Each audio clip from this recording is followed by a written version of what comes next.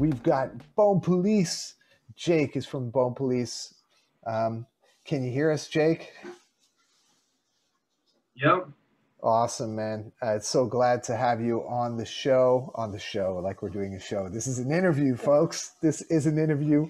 We've got Ian also in the house. Bittree's representing. What's going on, Ian? Hey, how's it going?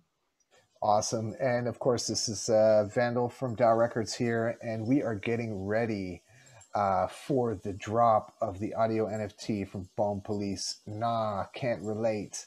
And, I just want to kind of dive into you as an artist and, what you're doing and the music and how you got into it.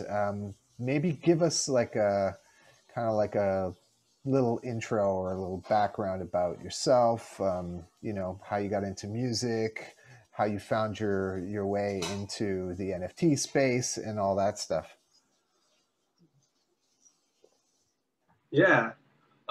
So I've been making music since my late teens and bands and all that, and kind of just trying to find different projects. And then for the last, it's been about 4 years now, but for about 5-6 years, I was in a band playing around Seattle, which is actually how I met Ian. Our band's playing together. Well, I guess we actually met at a restaurant, but then our band's played together.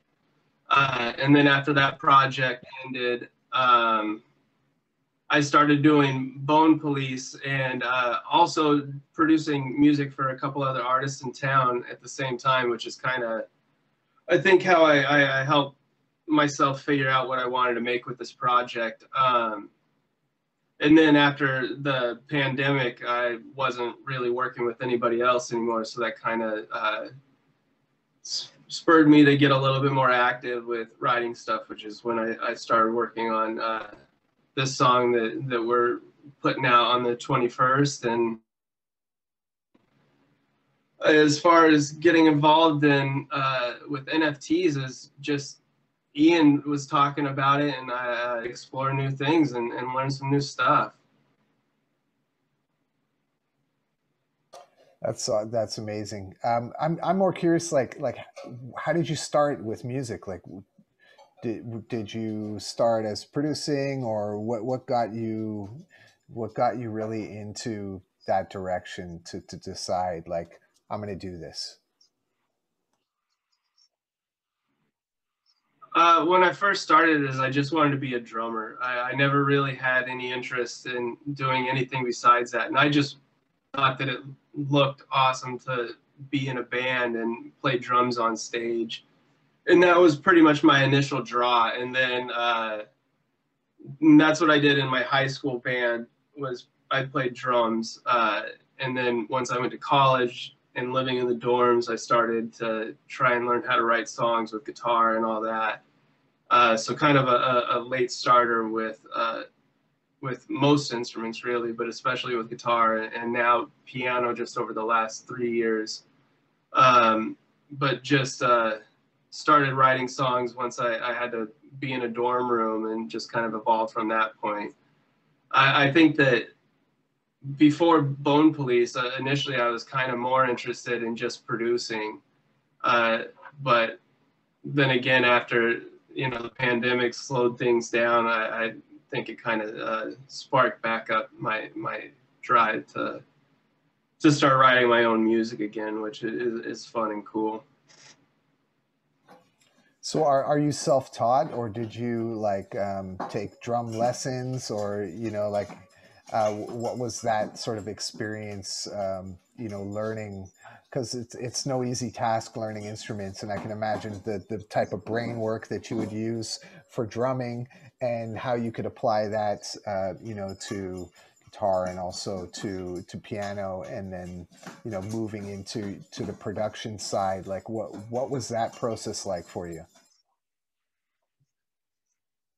Yeah, I'm self-taught on all the instruments that I play, so it's been kind of a long and clumsy road to figuring stuff out, and just trying to put myself in positions where I could collaborate with people that were better than me and try and learn from them as I went along.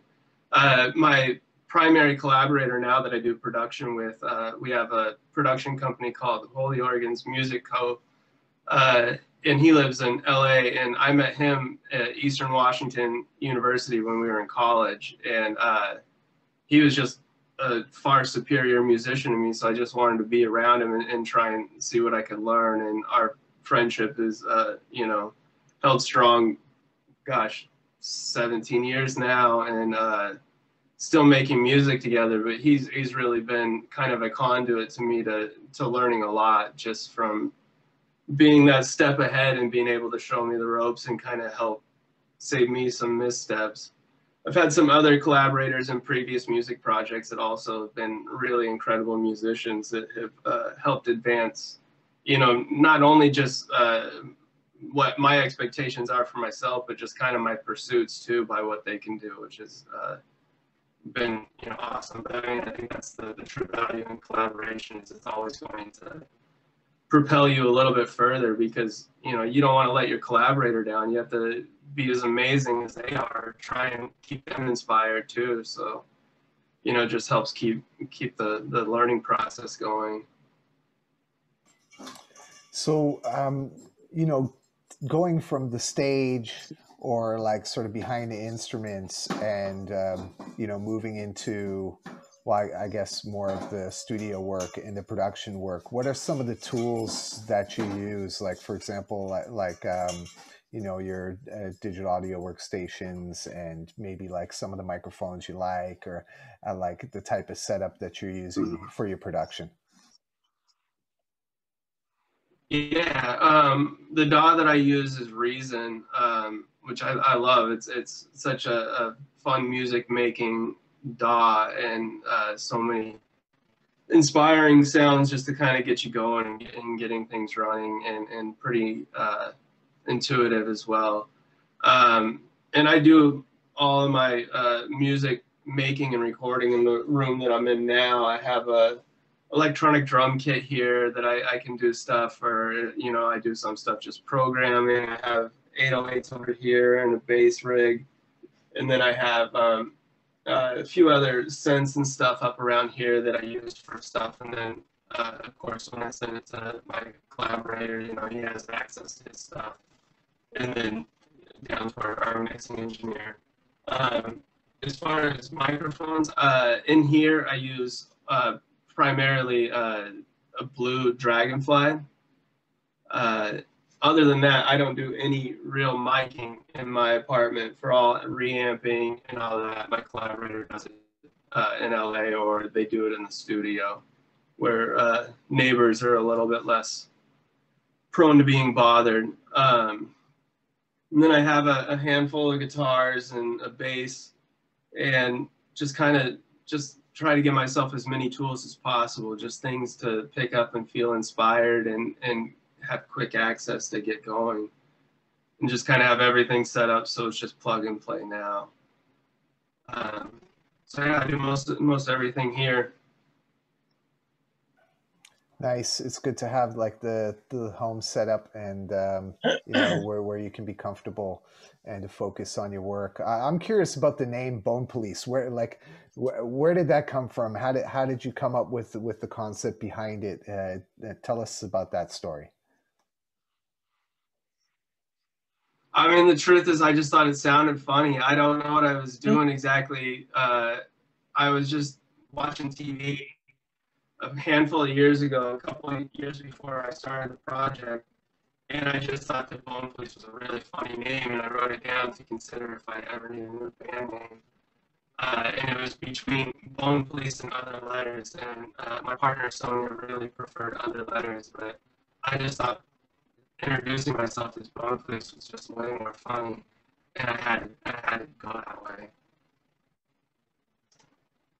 That's cool. It's always like, I like to hear the stories behind, you know, names of bands and stuff, because it's always really interesting to hear the origins. Well, I'm going to hand over to Ian to get into more detail about the song, and I'm super excited for this launch on the 21st. So yeah, go ahead, Ian, take it away. Yeah. So, hey, Again, it's nice to be here and be a part of this and to be talking to you and see you face to face, Jake. Jake and I are, God, we've known each other for how long now?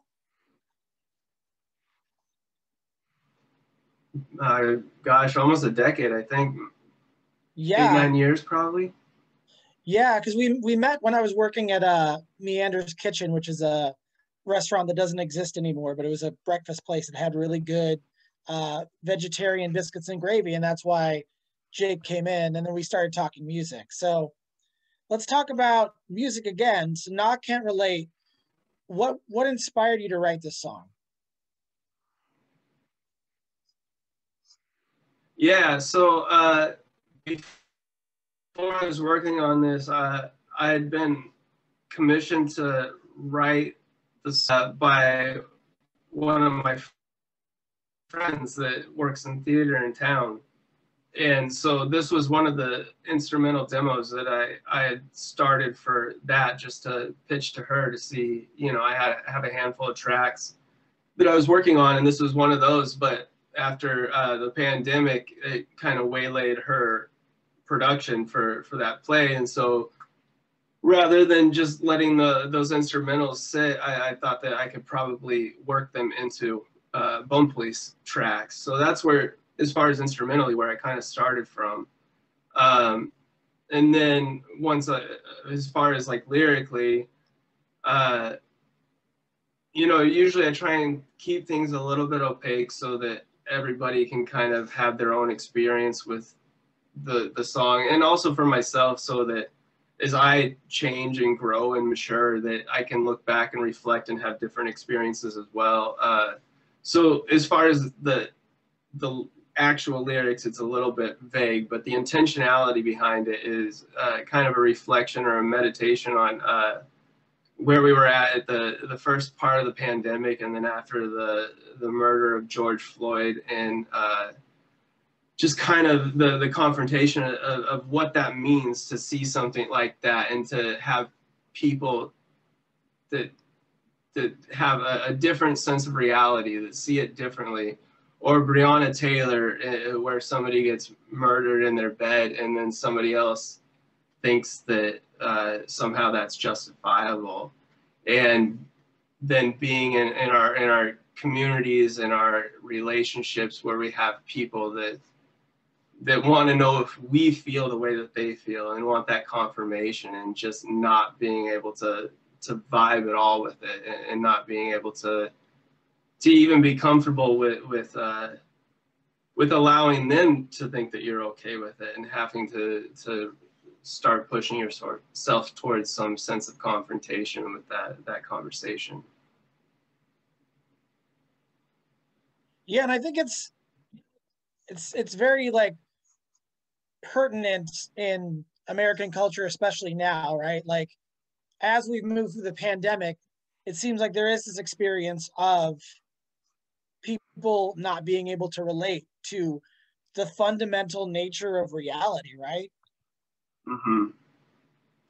Yeah, and I think that we also, everybody is kind of living in a different reality because of the pandemic. As we're more confined to our homes, it's kind of like when you're a kid, you think that all of the weird stuff that happens in your home is normal. And then you get to college and you have a conversation with somebody and you tell them something about your childhood and they look horrified. And you're confronted with the fact that your family's a little bit weird, at least. Like those type of things. Like, but now we all live in that confine. And when we talk to each other, like so many people's echo chambers gotten so small that they don't realize how weird things have gotten for them, because they haven't had anybody else to bounce it off of and reflect on. I mean, not to mention all of the conspiracy theories that are going around in that whole subculture of disbelief and alternate reality as well, that magnifies it even more.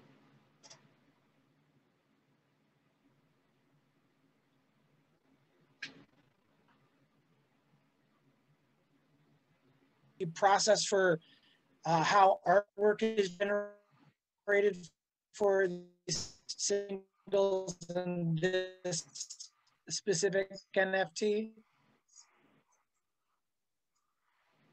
I'm sorry, I'm gonna need you to say that one more time. You had frozen up there for a second.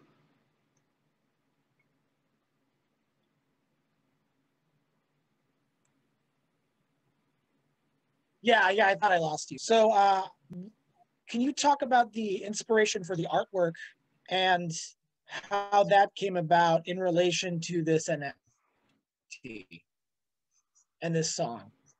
Yeah, so I have an ongoing collaborative relationship with an artist named, her name's Rohina Khan, and her artist name is 1971. And I've known her for a while. We've been friends, and I've always really loved her artwork and thought that it kind of, I felt like it was in line with what I visualize when I'm making music, like that visual aesthetic to me. And her and I started collaborating on a single that I did before this release, and we decided to keep that going. And essentially, I just sent her the track and the title and the lyrics, and usually the title of the overall piece that we're working on, and then I let her have her interpretation of it. And it's always really exciting and cool to me when I see it come back, and it feels like it fits so much with what I was trying to express as a songwriter, both in the sense that it's gratifying because, you know, somebody else gets what you're working on, but also in the collaborative sense that, you know, even without having to explicitly say like this is what I'm looking for, we still are on the same path and the same expression that we were trying to achieve.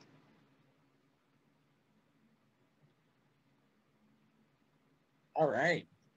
So let's talk a little bit about the specific production of this track. And looks like you pretty much played everything on this, right?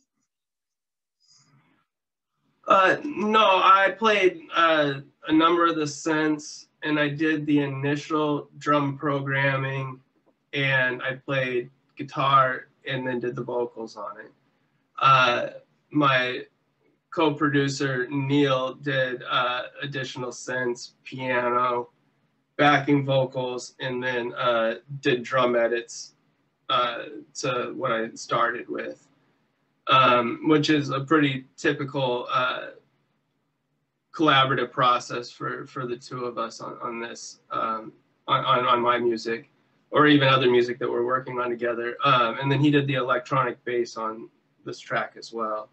And then Jessica did vocals on it, which is Nick Johns, who does mixing engineering for us. His partner is an incredible vocalist, and so she sang on it for us. All right. So is Jessica also based out of LA?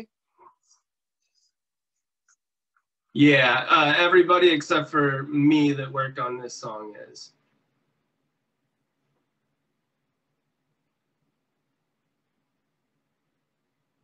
All right. Is there anything specifically about this track that especially like hindsight with the things that have happened recently in the Capitol really sticks out for you? Yeah, I mean, so this track is the first track off of an EP called Talk to Your Loved Ones About Their Racism. And when I kind of was writing these songs and titling the EP, you know, there's a little bit of hesitation where it feels like, I mean, it feels a little bit like self-righteous a little bit to confront other people in that, because that's how we're trained, you know, which is also part of why we don't talk about this stuff, because it's seen as self-righteous to confront that other people might be not confronting serious issues that they're perpetuating.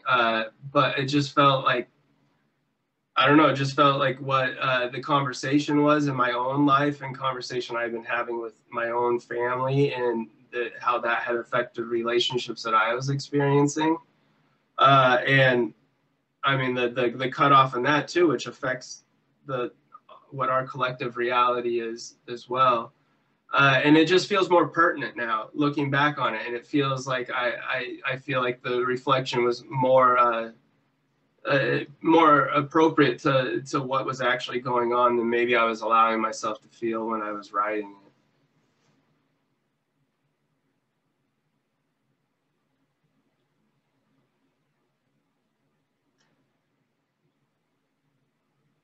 All right. Do you have any more questions?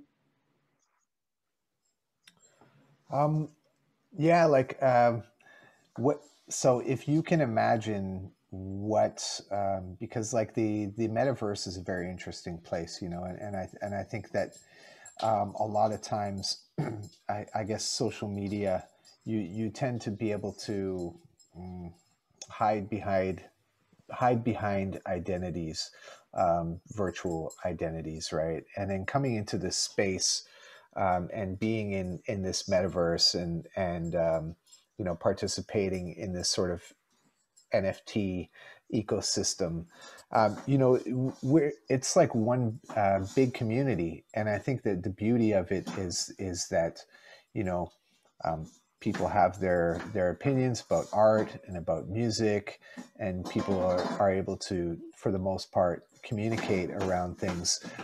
What is kind of like your like, how do you imagine it coming to fruition in the metaverse, with the launch, with an audio NFT, and sort of your entry into the NFT land, so to say?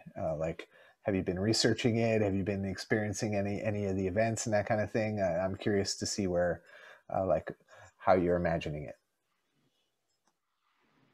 Yeah, I'm still pretty. I feel like I know nothing. I have been trying to expose myself to stuff, and I've been trying to have a lot of conversations about things with, you know, with Ian, with some of my other friends.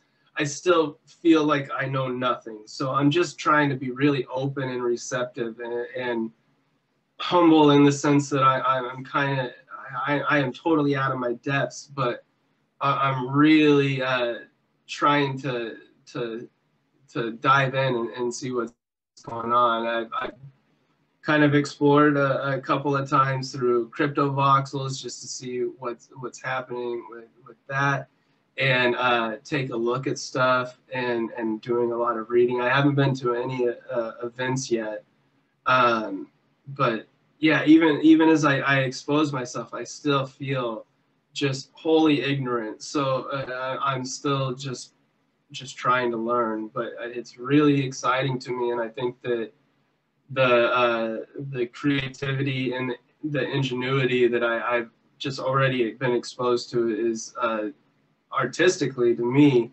is really exciting, because it looks like a way to connect with people that isn't really available in other ways to me right now. Yeah, it's really interesting, like thinking about it from the perspective of like the pandemic, that all of us are kind of, you know, we don't really have much of a choice with what's happening, and the limitations that we have, you know, and a lot of, especially in the art space, a lot of us have kind of been like, you know, like uprooted from what we're used to doing, and then there's this sort of new way of doing something which is similar but not really similar, and at the same time as there's a lot of excitement around it, because of, you know, the inability to participate in events that are happening in the real space, the real world space. We kind of like band together, and it's great to have this outlet, because it's more than just like a live stream, you know what I mean? Like, it's more than just you know, going on a YouTube or a Twitch and watching it and interacting in the comments and that kind of thing, whereas we get to actually be in this three-dimensional virtual world and have more of an experience, and more, and in a way it's kind of weird, there is a connection with people in the form of avatars, but it's not the same as a real world, but it's better than the alternatives, in my opinion.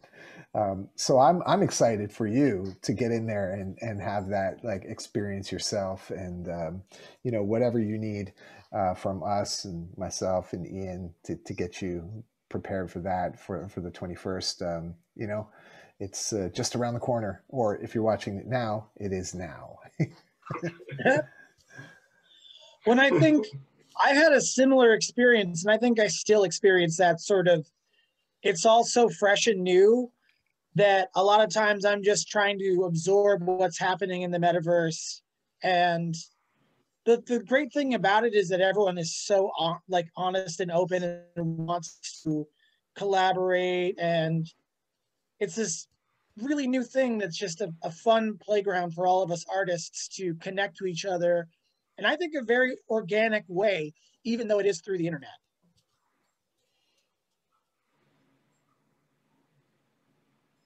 Yeah, totally agree.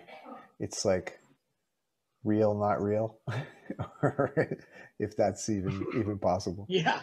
You know, I like on my end, I'm pretty good with the questions. I just want to let everybody out there who's watching know to go and get the audio NFT. No, I can't relate. Bone Police. Jake, it's been so awesome to chat with you, and Ian, thank you so much for joining on this interview. And we hope that through talking to yourself and other artists, we can kind of shape what people can look forward to by coming into this space, and by exploring and having an open mind, and having the excitement around having this sort of experience, because I think it's unique, and really, you can't get this kind of experience anywhere else on the web or even in the real world. Like I hope one day we'll be able to like meet up, on the West Coast and enjoy a gig and have a beer and hang out. But until then, we've got CryptoVoxels. So I don't know. Do you guys want to add? Is there anything else you want to add?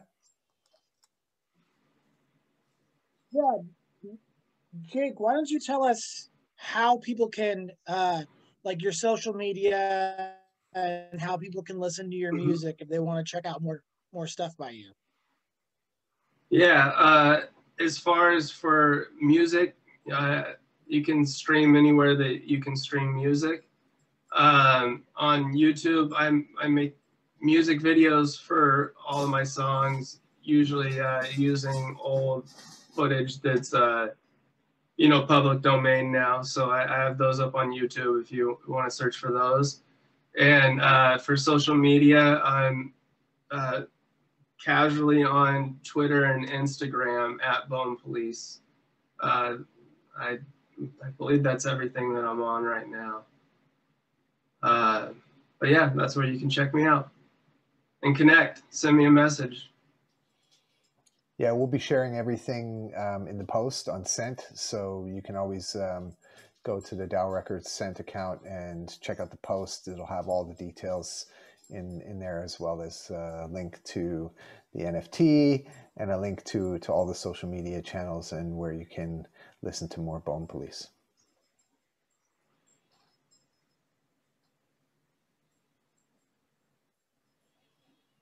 Awesome, guys. So I guess we're going to call this a wrap.